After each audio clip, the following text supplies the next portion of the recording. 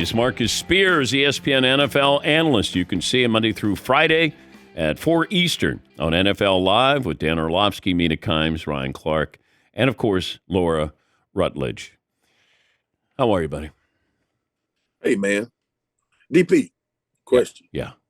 When you going to send me one of those little trinkets, bro? I didn't ask you like 3 times. What do you want? I don't know. Send me the one you like the most. Well, no, I wouldn't send you the one I like the most. I'd send you the one I like the least. If you send me the one you like the most, I would know how much I mean to you, though. Well, what are you going to send me? I don't know. We'll do an exchange. It's Christmas. It's the giving season. So if you send me something, I'll send you something back. All right.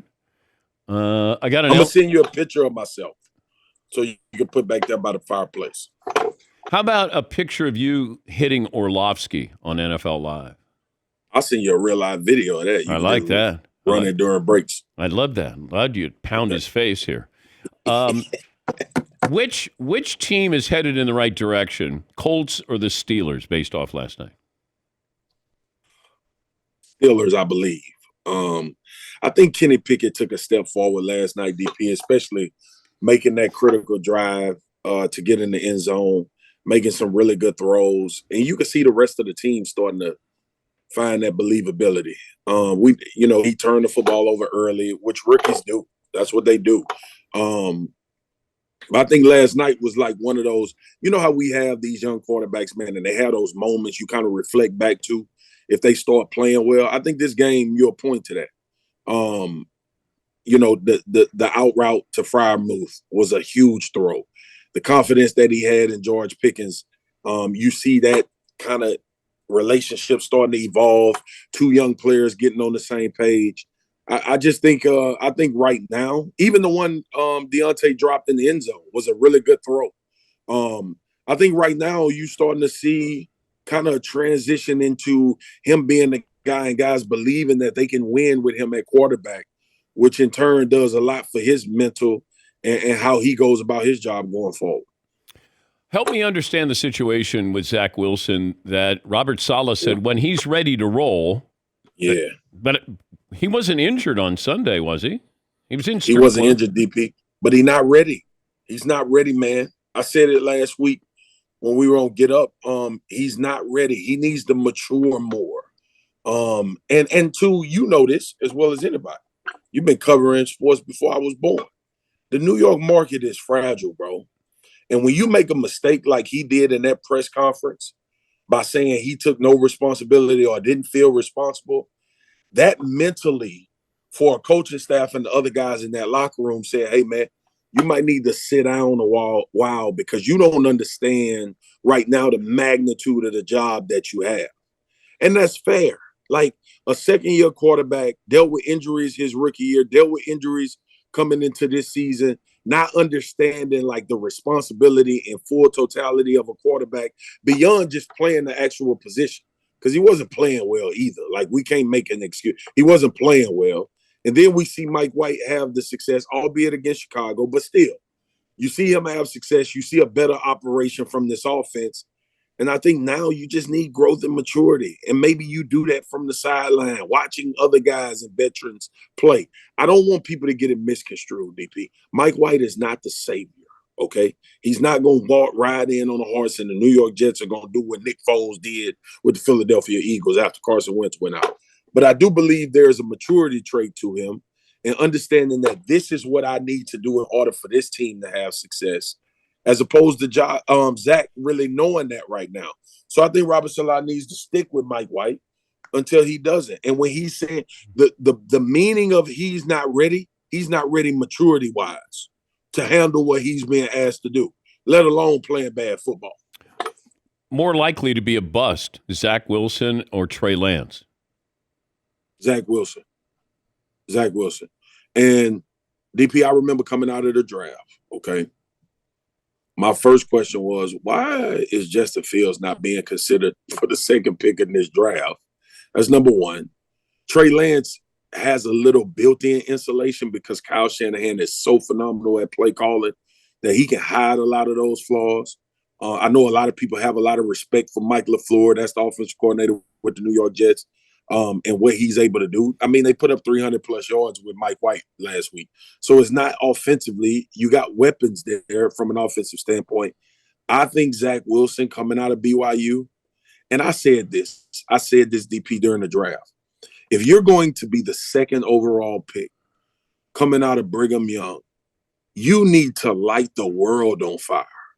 And I just didn't feel like he did that coming out of there, to be compared to a quarterback like Trevor Lawrence coming out of Clemson, or compared to a quarterback like Justin Fields coming out of Ohio State. And I know Justin Fields probably got a little bit of a bad taste because of previous Ohio State quarterbacks. I know that factored into that decision. Trey Lance didn't have a lot of reps, played at a small school, but Trey Lance was a freak athlete, superior at running the ball with the ball in his hands. And I just thought Zach Wilson was kind of a guy.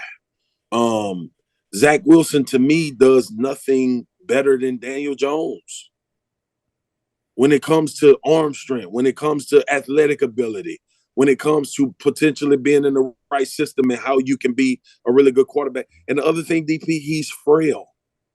He's a small guy. Yeah. So it's not I don't think outside, I mean, he has a really good arm. We can't take that away from him. But outside of that, there's nothing really dynamic about Zach Wilson based on what we've seen up until this point on the professional level. Do you think the Packers front office wants to play Jordan Love? It's just a delicate situation of how can we do this and have Aaron save face? Absolutely. And what we've learned over the last 2 years with everything that's transpired is that Aaron Rodgers is going to make this decision. Look, man, DP, I'm telling you, this is one of those slippery slopes of how much power do you give to the player. And the Green Bay Packers, and look, for us watching, rightfully so, right? 2-time MVP is Aaron Rodgers, one of the greatest quarterbacks to ever play. You want to make him happy and make sure he's good and where he is. But you don't do a disservice to your franchise in the future either. Based on, we were already close to the end before he signed the 3-year contract. We were close to the end of his career, or the end of him being in Green Bay. He told you many times, I don't know if I even want to be there. And then he came back and recommitted. And obviously this season isn't going the way that they hoped it would go. But ultimately, at some point, are you going to sit a quarterback for 5 years? Like, is Jordan Love going to sit for 5 years? There's no better time than right now for the Green Bay Packers to use whatever the injury is or whatever the pain Aaron Rodgers is in to say, hey, man, give us a couple weeks to let the young fella play, let you fully heal up and see what we can do, right? You're playing two opponents that you should be able to beat, even with Jordan Love in the lineup, where you still potentially could have that mathematically possibility of getting in the playoffs. Let me give you a news flash, DP. They ain't getting in the damn playoffs, okay? Nothing about this team that told us they're going to run off 4 to 5 next games. If they do, great. It'll be a great story for the NFL. It ain't going to happen, in my opinion. But this would be a great situation. But Aaron Rodgers controls that, and they told us that 2 years ago. Talking to Marcus Spears, ESPN NFL analyst, former NFL player, the quarterback most likely to be with his current team next year, Tom Brady or Aaron Rodgers? Aaron Rodgers, because of the $50 million. I think Tom is going to call it quits, bro. DP, should we remind everybody that Tom Brady got $375 million waiting on him at Fox? Or we all forgot about that? So yeah, but he had that, and he decided that he was going to choose football. And he is learning that his damn ego got in the way. That's what he learned. Because what happened in Tampa, based on what he needs, can happen next year. They can suffer injuries next year. New contracts, guys moving places can happen next year.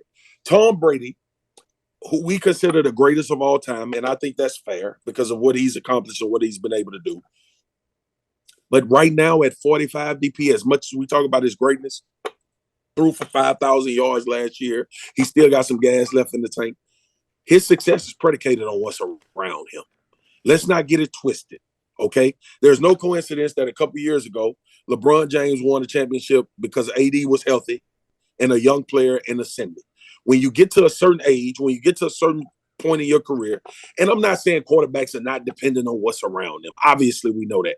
But when you're 45, it's a little bit more critical that your offensive line is intact. It's a little bit more critical that you have a good run game.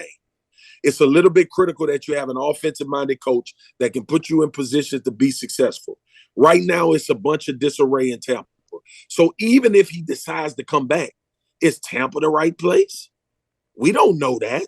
We don't know if Leftwich is going to leave. We don't know if Todd Bowles is going to still be the head coach. We don't know any of that.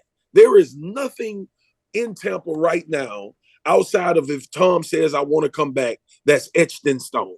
So I think he's going to ride off in the sunset, bro. Mark, it's good to talk to you. Sorry about your LSU Tigers. I know, man. No, you didn't have to bring that up. How do you lose to Texas A&M? DP, don't do it, man. Don't do it. Don't take me down this. I already been down this black hole. Don't do it to me again, man. Orlovsky said LSU's overrated. You know what? Immature. Okay. That's what it was. It was right there. It was right there for you. You guys could have been in there. But, I trust Dan Orlovsky saying LSU's overrated. Dan Orlovsky went to UConn, and we can end it on that. All right. Fair enough. Much love, my brother. Thank you, man. That's Marcus Spears. I like how you started a beef. I did. There's no beef there. Orlovsky never said anything about LSU. I just threw it in there. He's walking down the hall right now. Yeah, where's Orlovsky? Come here. I'll show you overrated.